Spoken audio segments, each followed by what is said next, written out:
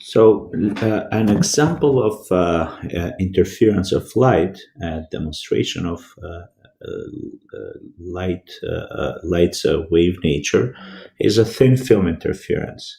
So, what I need you to do is to recall the following information. One, that lambda on a given medium is equal to the lambda on vacuum divided by the index of refraction of that given medium. All right. What else do we want to remember? We want to remember the out of phase is when two waves are like this. Then we have destructive interference. All right. And then in phase is when we have two waves that are exactly the same. In that case, we do have constructive interference. All right. So what is a thin film? Okay. So a thin film is pretty much a change in index of refraction, if you will, over a short distance. All right. Comparable to wavelengths of light traveling through it.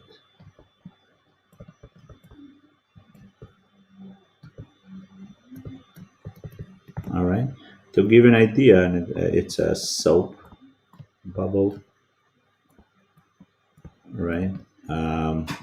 We have thin glass, polymer coating, all right, and many other examples, thin oil, air and glass and whatnot. All right. So in general, by the way, this is a very useful technique for making certain surfaces anti-reflective. All right. So here is what's going on. All right. So we have a film, and a film has a certain thickness. Let's call that T. All right. Then we have a medium here and a medium here. And then, of course, we have the medium into our film. To give an idea, the top could be air, this could be soap, and this could be water, or this could be air, glass, air, and so on and so forth. All right. So let's say that we have a light coming into this region. And just so that we make it a little bit visible, we're going to put it at an angle. All right.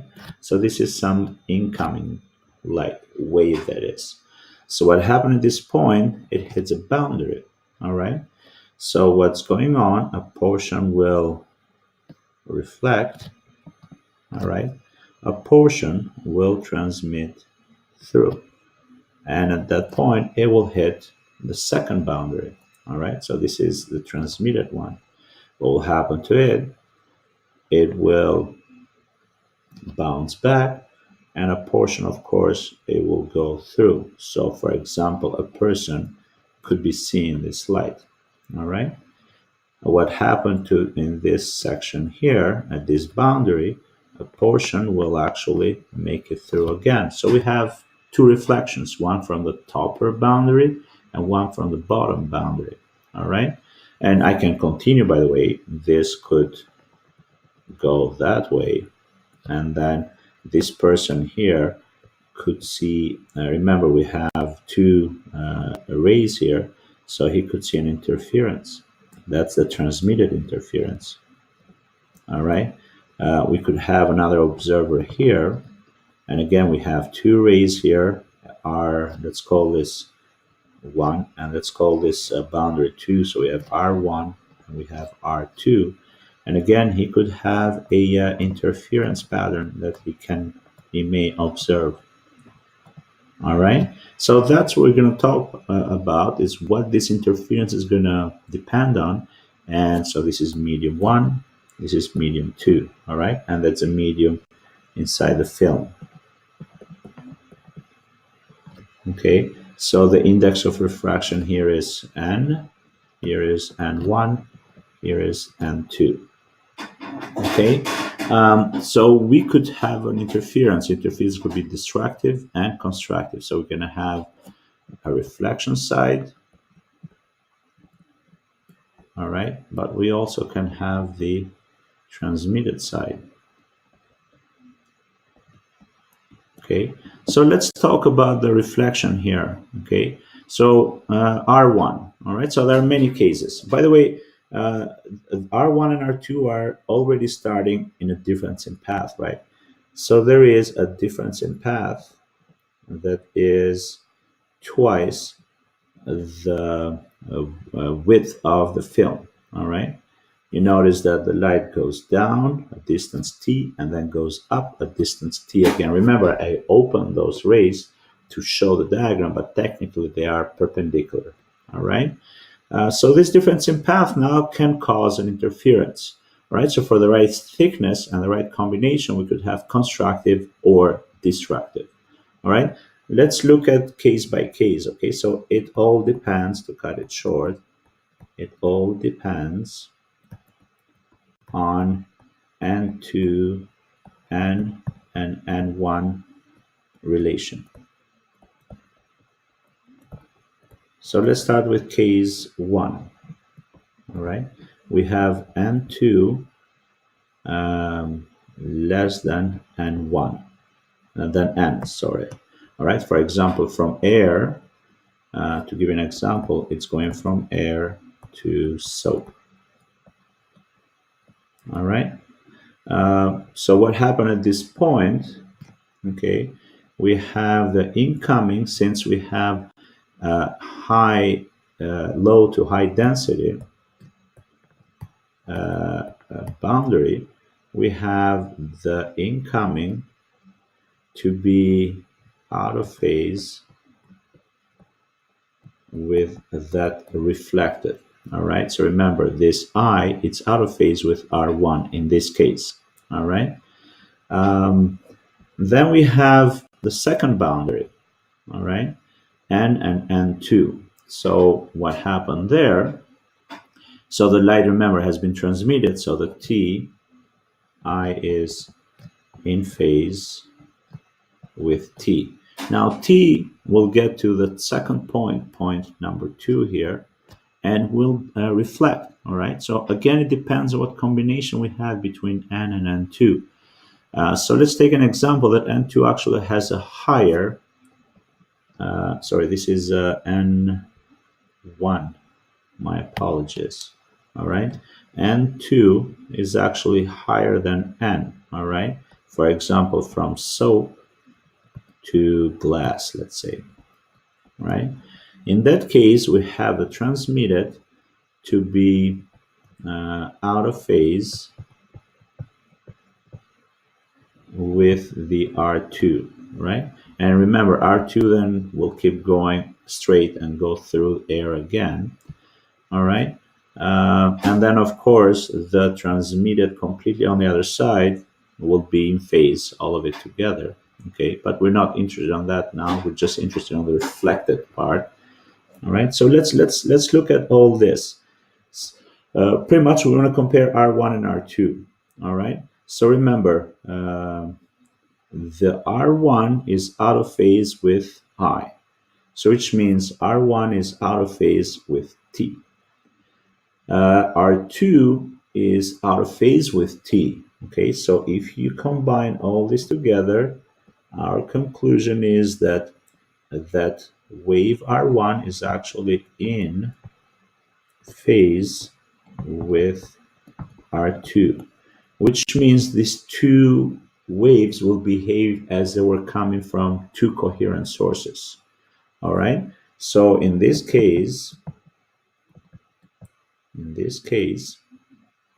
that delta R, which I recall it is twice the width of the thin film, will produce a constructive interference, since both of them are in phase, that is multiples of lambda. All right. So we'll have constructive. Okay. And this delta R, which is still the same, will produce a destructive interference if is odd multiples of half lambda. All right. Now keep in mind that delta t is that delta R is very smaller than t. So usually the m is usually we get only the first order. All right. So usually m is going to be equal to 1, which means for constructive 2t is going to be lambda. For destructive 2t is going to be half lambda. All right. And this is the case when we had n1 less than n and n less than n2. Okay.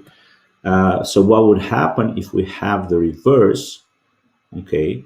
So if, for example, n1 is less than greater than n and n is greater than n2, then we'll still have the same. All right. We'll have the same. Okay. However, let's take another case. Let's say that we're going from glass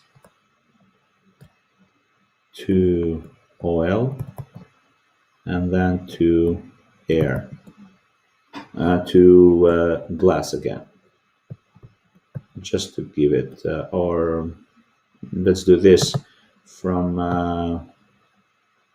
yeah, let's do that. Okay, so we have n1, this is the same, and this is n. So n is actually less than n1.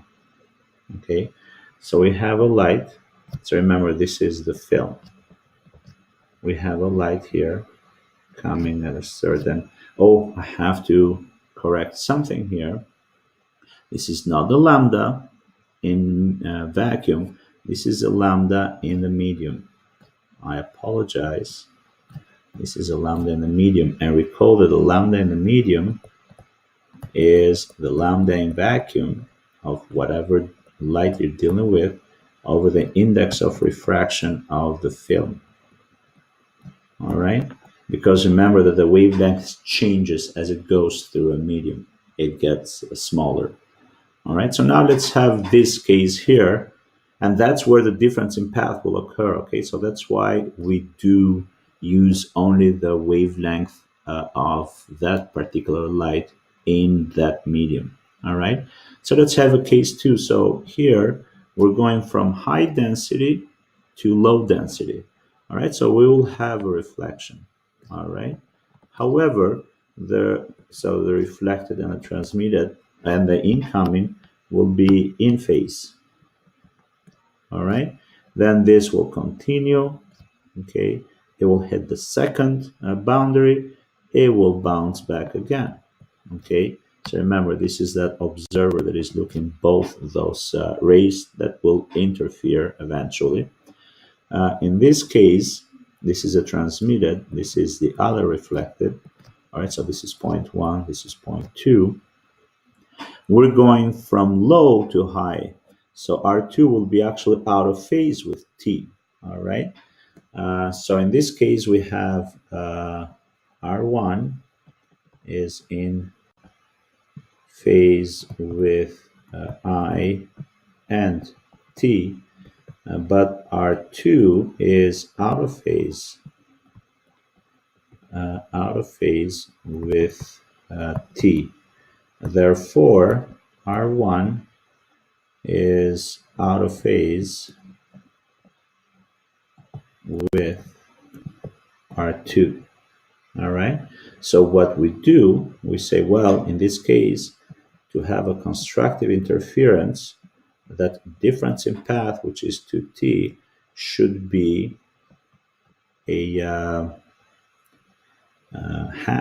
odd multiple of half wavelength in that given medium.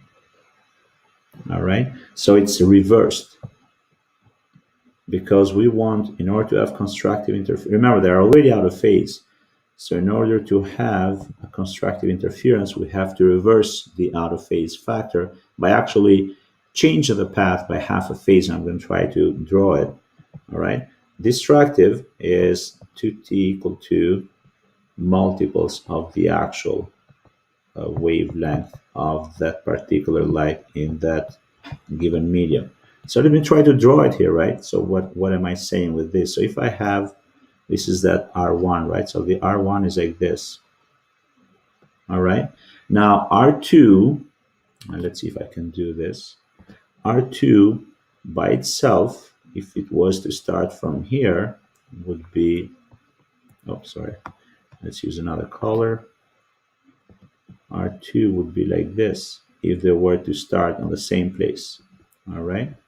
However, what we could do is, if we were to, I'm going to try to grab this. If we were to move this, all right, by half a wavelength, then what happened is they become in phase.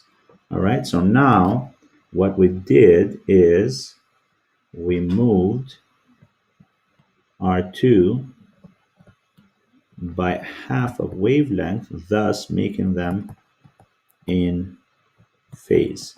So I'm hoping this illustration did make sense about that. Okay, so with thin films, we're going to go case by case, and we're going to we have to do this analysis for a particular problem. All right. So on the next video, I'm going to try to do an example where we actually do analyze what's the situation, what kind of, how are the two reflected rays, are they in phase or out of phase, and the language that is going to be used. So if it says that, oh, we want to have an anti-reflective surface, it means we need a destructive interference. All right. Or if we need a certain color to be dominant, it means that we want only that wavelength to make it as a constructive interference, nothing else. All right.